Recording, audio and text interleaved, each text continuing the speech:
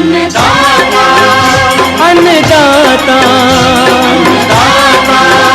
अन्नदाता नीत तुम्हारा अन्नदाता, पग पग पर है संग तुम्हारे अन्नदाता।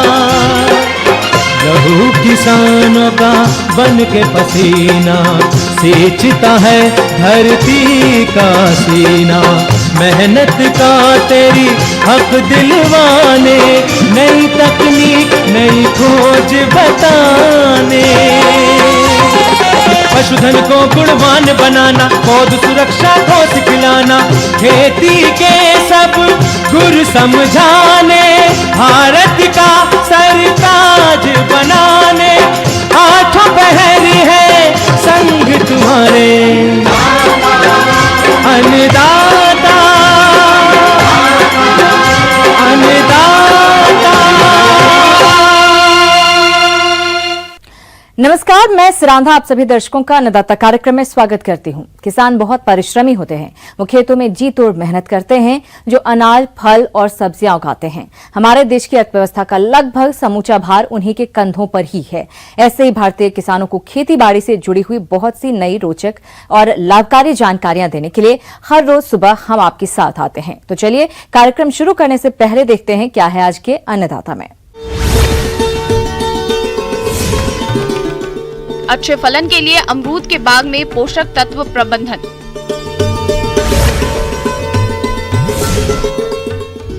जीरो टिलेज यंत्र से करें गेहूं की बुआई।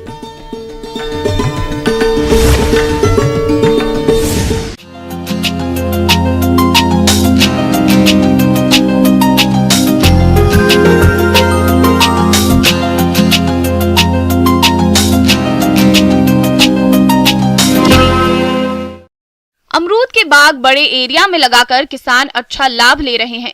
आपने भी अगर इसकी बागवानी की है तो इसमें पोषक तत्व प्रबंधन पर विशेष ध्यान दें, जिससे बागों से अच्छी क्वालिटी की अधिक उपज मिल सके। तो आइए पोषक तत्व प्रबंधन पर विस्तार से जानते हैं आज के इस अंश में।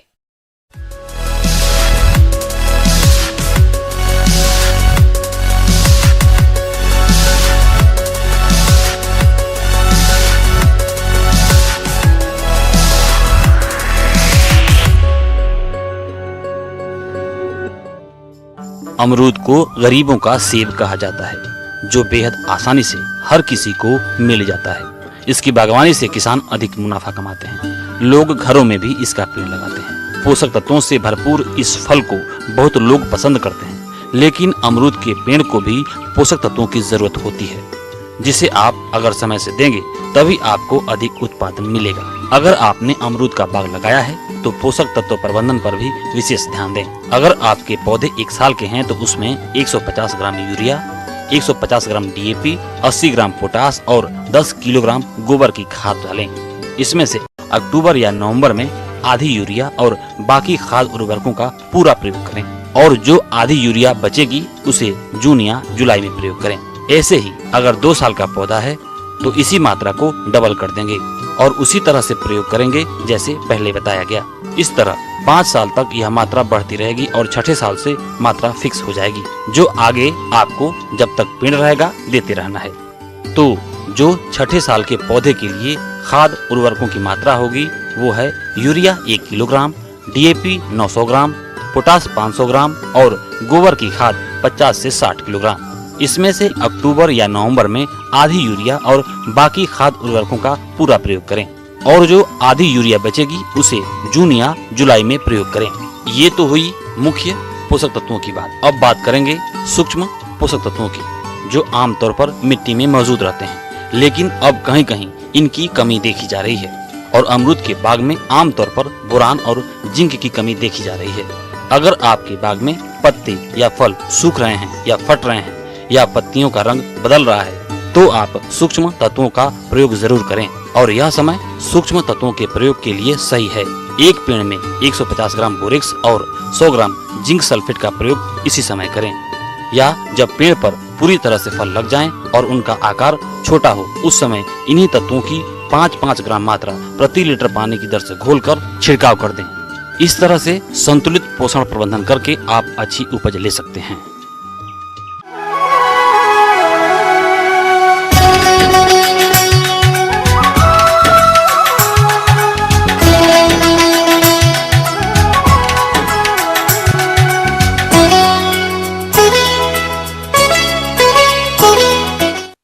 हमारे प्रदेश के जिन किसान भाइयों ने मिर्च की खेती की है, उनको इस फसल से अधिक पैदावार मिले, इसके लिए मिर्च की फसल में कुछ कार्यों को करना जरूरी होता है, जैसे खरपतवार नियंत्रण, सिंचाई, उर्वरक प्रबंधन और पौध संरक्षण उपाय इत्यादि। तो किसान भाई इन्हीं सब कार्यों को कब और किस तरह से करें, इस बारे में जानते हैं विषय विशेषज्ञ शिशुपाल सिंह राजपूत से।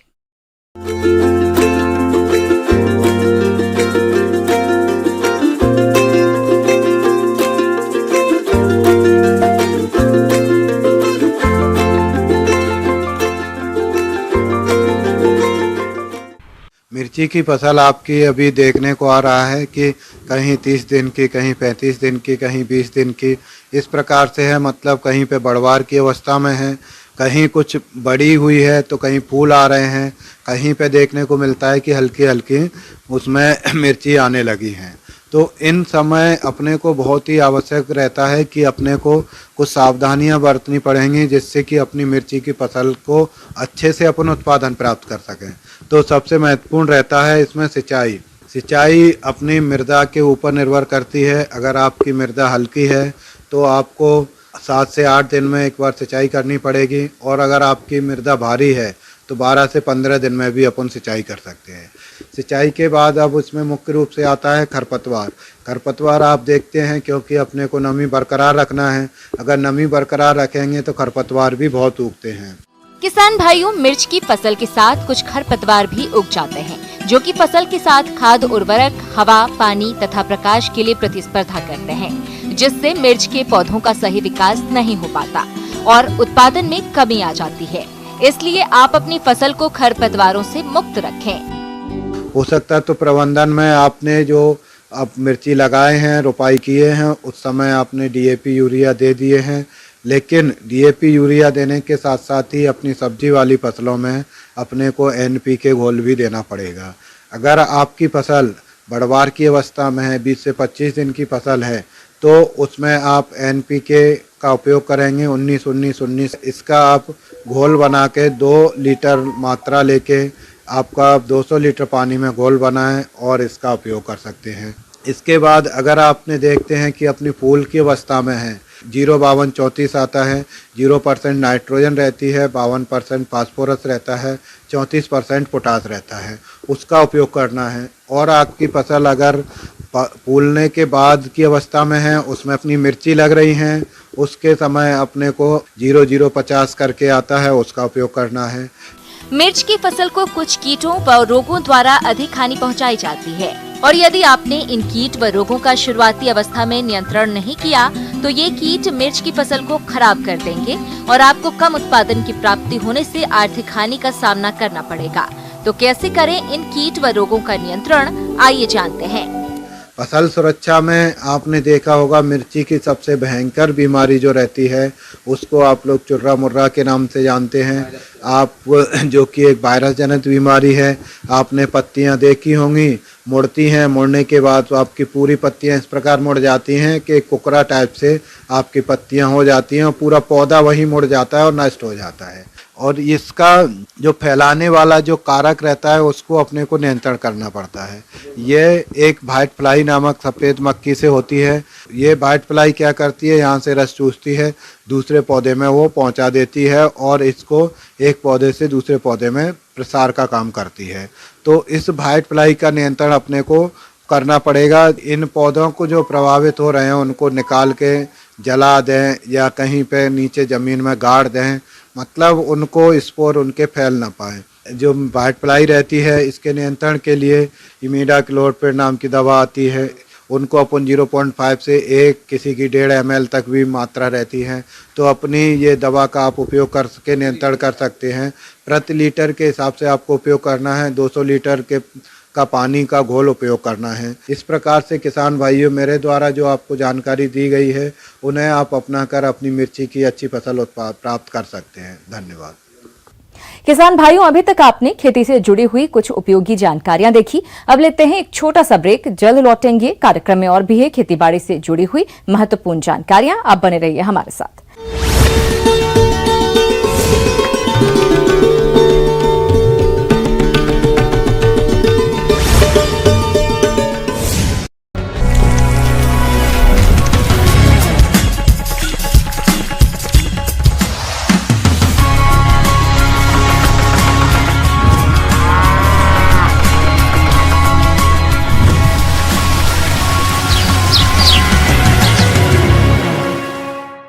ब्रेक के बाद आप सभी दर्शकों का अन्नदाता में एक बार फिर से स्वागत है। चलिए अब रुख करते हैं अगली कड़ी की ओर।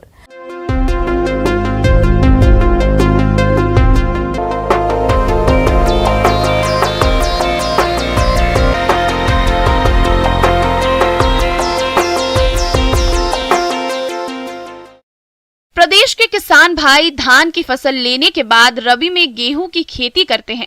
वे गेहूं की बुआई समय से नहीं कर पाते हैं, साथ ही इसके लिए खेत की तैयारी आदि पर खर्च भी अधिक होता है। ऐसी दशा में किसान शून्य जुताई यंत्र से बिना खेत तैयार किए सीधे ही गेहूं की बुआई कर सकते हैं। तो इस शून्य जुताई यंत्र का प्रयोग आप कैसे करें, इस बारे में जानकारी दे रहे हैं प्रगतिशील किसान गुरबाज सिंह। के करनाल जिले के गांव डबरी के रहने वाले सरदार गुरबाज सिंह अपनी उच्च शिक्षा पूरी करने के बाद खेती करने लगे, लेकिन वो खेती में ही कुछ नया करना चाहते थे। इसके लिए वो काफी परिश्रम भी कर रहे थे। उसी दौरान कुछ वैज्ञानिकों के संपर्क में वे आए और तभी से वैज्ञानिक खेती के बारे में उनके विचार, नजरिए और दृष्टिकोण में परिवर्तन आया।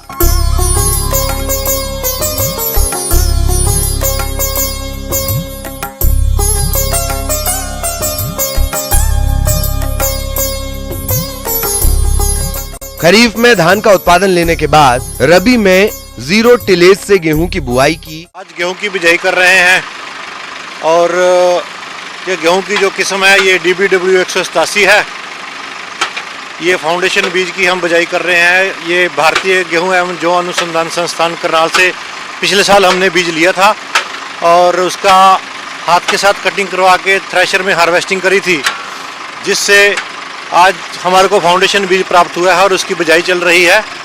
हम अपने खेतों में पिछले 3 सालों से धान के फनों में और पराली में आग नहीं लगा रहे हैं। जैसा कि आप खेत देख रहे हैं, हमने SMS कंपेन के साथ हमने धान की हार्वेस्टिंग करी थी और धान के जो फाने हैं और पुराल है उसको रिवर्सिबल प्लो के साथ हमने पलटा लगा दिया था, ऊपर रोटावेटर चला के पानी दे दिया था। उसके बाद हमने स्वागा मार के ऐसे ही उसको जीरो टिलेज के हम साथ ड्रिल कर रहे हैं। DBW 187 वैरायटी को हम ड्रिल कर रहे हैं।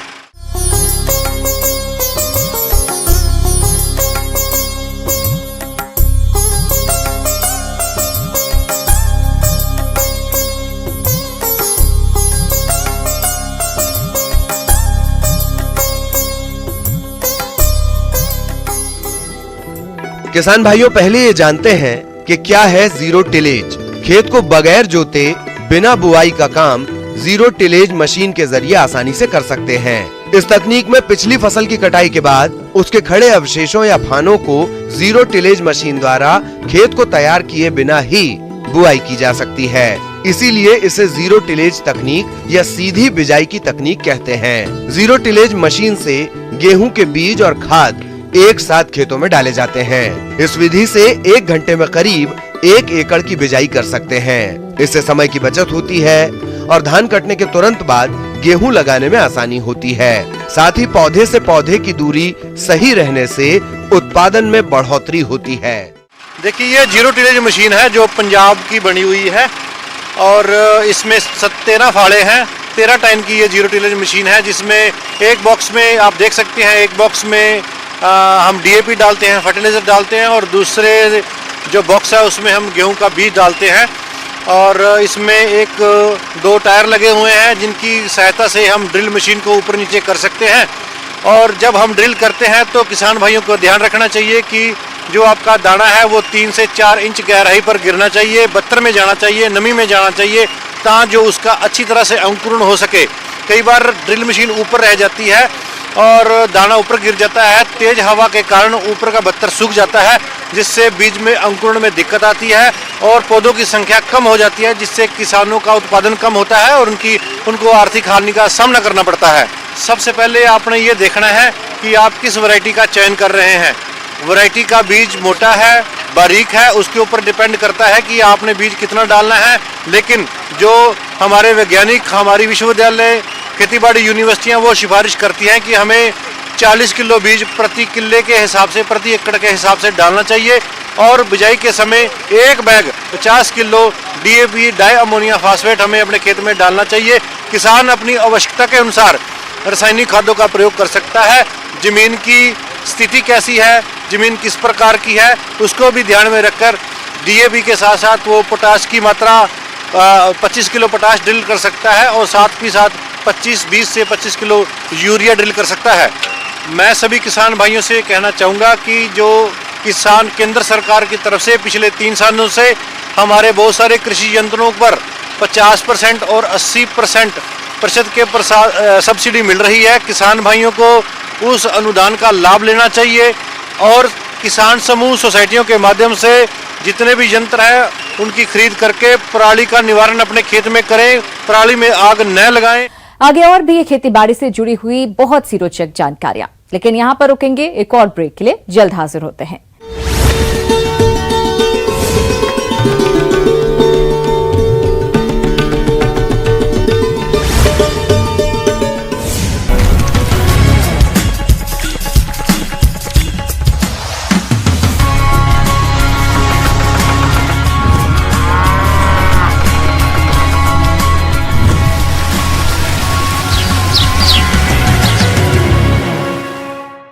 ब्रेक के बाद एक बार फिर से आप सभी दर्शकों का अन्नदाता कार्यक्रम में स्वागत है।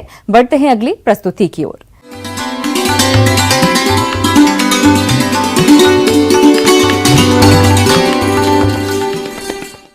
अन्नदाता हेल्पलाइन निःशुल्क फोन संपर्क सेवा के माध्यम से आपके द्वारा पूछे गए प्रश्नों में से 1 या 2 महत्वपूर्ण प्रश्न को हम अपने कार्यक्रम में शामिल करते हैं। इसी के तहत आज का चयनित प्रश्न और उसका जवाब इस प्रकार है।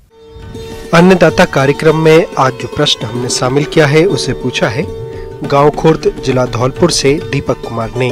आप चना की उन्नतशील किस्म एवं बुआई तकनीक के बारे में जानकारी चाहते हैं, तो दीपक जी आपकी जानकारी के लिए देखिए कार्यक्रम का यह अंश। रबी में चने का एक प्रमुख स्थान है और ये दलहनी फसल होने के नाते वातावरण में उपस्थित नाइट्रोजन को अपने जड़ों के गांठ में लेकर के ये मिट्टी की उर्वरा शक्ति बढ़ाती है। चना जलवायु विभिन्नता होने के कारण अपने देश में उत्तर भारत, दक्षिण भारत, पश्चिम भारत और आपका उत्तर पूर्वी भारत, हर एक जगह की अपनी अपनी किस्म होती है और ये किस्म भारतीय कृषि अनुसंधान परिषद द्वारा विकसित करने के बाद इसको आइडेंटिफाई करके रिलीज होती है। अपने अपने क्षेत्र में किसान भाई कृषि विज्ञान केंद्र या कृषि विश्वविद्यालय या ICAR इंस्टीट्यूट से रिकमेंडेड जो भी वैरायटी हैं उसको व्यवहार करें और इसमें हमारा कोई ज़्यादा परिश्रम खेत तैयार करने में नहीं लगेगा। 1-2 बार खेत की जुताई करने के बाद पाटा चला दें और मिट्टी जब भुरभुरी हो जाए फिर उसमें हम लोग इसको पंक्ति में इसकी बुआई करें तो उससे हमको बेहतर उपज आएगा। बीज दर चने के बीज की मात्रा, दानों के आकार, प्रकार एवं भार तथा बुआई का समय एवं बुआई विधि पर निर्भर करती है। बड़े दानों वाले प्रजातियों यानी कि काबुली चना का 80 से 90 किलोग्राम तथा बारानी खेती के लिए छोटे दानों वाली प्रजातियों का 80 किलोग्राम तथा सिंचित क्षेत्र के लिए 60 किलोग्राम बीज प्रति हेक्टेयर पर्याप्त होता है। पछेती बुआई की स्थिति में 20 से 25% अधिक बीज का उपयोग करें। जो चने का फसल है, रबी के समय में वातावरण में नमी ज़्यादा रहती है और नमी और तापमान के वजह से कीड़े बीमारियां बहुत ज़्यादा इसमें आती हैं। तो जो अपना सिस्टम है बुआई से पहले इसकी सीड ट्रीटमेंट की जाए। सीड ट्रीटमेंट 3 अवयव है, एक तो फंजीसाइड है, उसके बाद इंसेक्टिसाइड है और उसके बाद राइजोबियम, इसको हम लोग बोलते हैं FIR। तो फंजीसाइड सीड ट्रीटमेंट करने से हमारा जो बीज जनित रोग है या मिट्टी में कुछ जीवाणु रहते हैं उसको हम लोग कम कर सकते हैं। फंजीसाइड में हम लोग 2.5 ग्राम थायराम या कैप्टान प्रति किलो बीज के हिसाब से सीड ट्रीटमेंट करना है और सीड ट्रीटमेंट फंजीसाइड के बाद 12 घंटे बीज को छोड़ देते हैं और उसके बाद इंसेक्टिसाइड या जो कीड़े का प्रकोप कम से कम हो उसके लिए हम लोग 8 ग्राम प्रति किलो बीज क्लोरपाइरीफॉस एक दवा है 20 cc, उसका उपयोग करके इंसेक्टिसाइड देने से जो कीड़े लगते हैं खेत में उसको कम किया जा सकता है। और इंसेक्टिसाइड सीड ट्रीटमेंट के 36 से 48 घंटे के बाद हम लोग राइजोबियम कल्चर से बीजोपचार करते हैं और इसका बहुत ही सिंपल मेथड है। 1 लीटर पानी में 100 ग्राम गुड़ या चीनी को हम लोग घुला देंगे गर्म करने के बाद, और जब ये ठंडा हो जाएगा तो उसमें 20 ग्राम कल्चर प्रति किलो हिसाब से ठंडे पानी में उसको हम घुला देंगे और उसमें बीज को दे करके बीज के चारों तरफ एक परत सा हो जाएगा राइजोबियम का। ठंडे में इस उपचारित बीज को फैला करके छोड़ देते हैं और जब सूख जाए उसके बाद इसका हम लोग बुआई करते हैं। राइजोबियम कल्चर से ट्रीटमेंट होने के बाद वातावरण में जो भी नाइट्रोजन है उसके पौधे अपने जड़ की गांठ में उसको एब्जॉर्ब करते हैं और हमारी उर्वरा शक्ति बढ़ाते हैं। तो राइजोबियम सीड ट्रीटमेंट दलहनी फसल में काफी आवश्यक है। बुआई की विधि। चने की खेती के लिए पौधों की उचित संख्या के लिए आवश्यक बीज दर व पंक्ति से पंक्ति एवं पौधे से पौधे की उचित दूरी की महत्वपूर्ण भूमिका होती है। इसलिए बारानी फसल के लिए बीज की गहराई 7 से 10 सेंटीमीटर और सिंचित क्षेत्र के लिए बीज की बुआई 5 से 7 सेंटीमीटर गहराई पर करनी चाहिए। फसल की बुआई में पंक्ति से पंक्ति की दूरी 30 से 45 सेंटीमीटर रखनी चाहिए और पंक्ति में पौधे से पौधे की दूरी 8 से 10 सेंटीमीटर उचित मानी गई है। खरपतवार नियंत्रण। चने की फसल में खरपतवार नियंत्रण के लिए पेंडिमेथिलीन 30 EC दवा की 3.3 लीटर मात्रा प्रति हेक्टेयर की दर से 700 से 800 लीटर पानी में घोलकर बुआई के 48 घंटे के अंदर छिड़काव करना चाहिए। ऐसा करने पर आपकी फसल 1 से 1.5 माह तक खरपतवारों से मुक्त रहेगी और आने वाले समय में आपको अच्छी पैदावार मिलेगी। अन्नदाता की इसी कड़ी में दूसरा प्रश्न पूछा है गांव गरही जिला करौली से मेवालाल जी ने। आप गुलाब की फसल में चुड़ैल आसिता रोग की रोकथाम के बारे में जानकारी चाहते हैं, तो मेवालाल जी आपकी जानकारी के लिए देखिए कार्यक्रम का यह है अंश।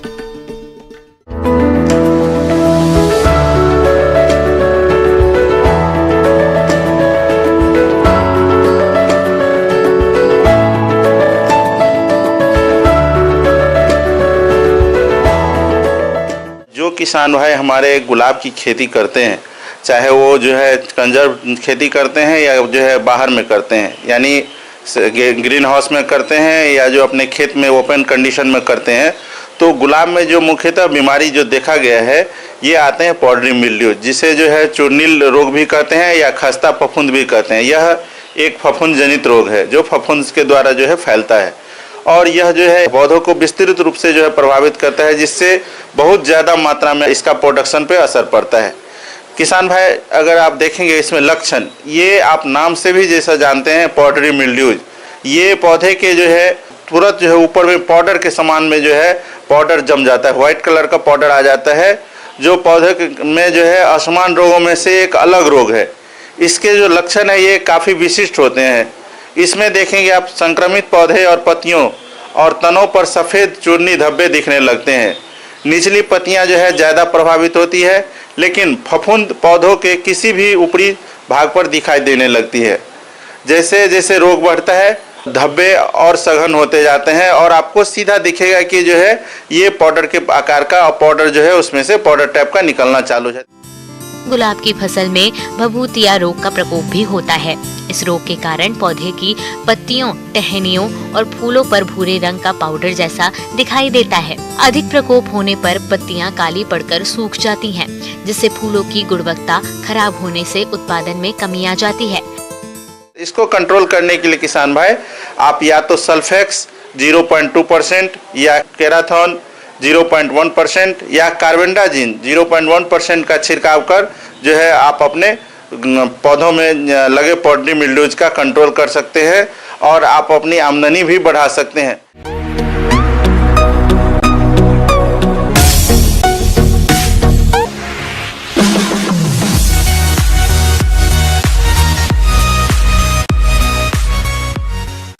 आइए अब एक नजर डालते हैं राज्य की कुछ चुनी हुई मंडियों के प्रमुख फसलों के बाजार भाव पर।